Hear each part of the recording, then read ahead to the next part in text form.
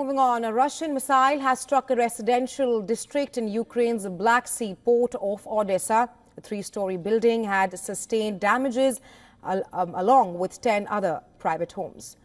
Well, Odesa and other port facilities in the region have come under increased Russian attacks in recent weeks. But Russian President Vladimir Putin says that Moscow needs to secure conditions for a lasting peace in Ukraine, which he says would help ensure Moscow's long-term security.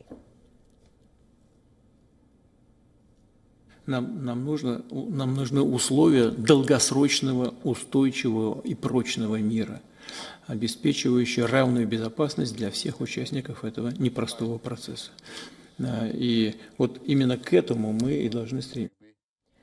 Putin also asserted that Russia will not allow Ukraine to obtain nuclear weapons, saying that the possibility of Kiev doing so is a very dangerous provocation. But the Ukrainian President Volodymyr Zelensky has responded, reaffirming that Ukraine is not going to create any nuclear threat to the world. Zelensky also spoke about Western support for Kiev, claiming that Ukraine will be receiving financial aid packages from the US every 2 to 3 weeks. Це є частиною також плану, що ми будемо отримувати дуже швидко, зараз раз на 2-3 тижні може бути, отримувати пакет, який буде посилювати нашу армію. Деталі не буду говорити, тому що не маю права на це, але ви будете бачити потім деталі, пакети будуть, я думаю, великі. US President Joe Biden has also reinstated that Washington is going to stand with Ukraine. Speaking to reporters in Berlin, Biden said that the US is going to make sure that Kiev continues to have the capability to fight against Russia. But Biden also clarified that there is no consensus on long-range weapons yet.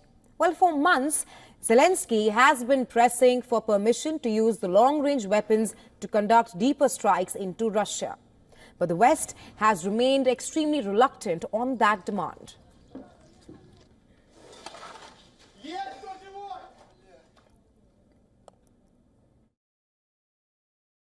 In foreign policy, there's never I never changed my mind. Right now, there's no consensus for long-range weapons.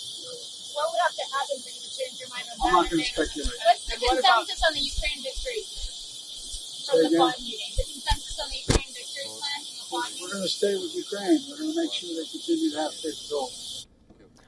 Along with Biden, the leaders of Germany, France and Britain also voiced their resolve to keep up support for Ukraine.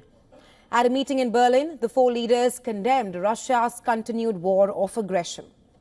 In a joint statement, they asserted their resolve to continue supporting Ukraine in its efforts to secure a just and lasting peace.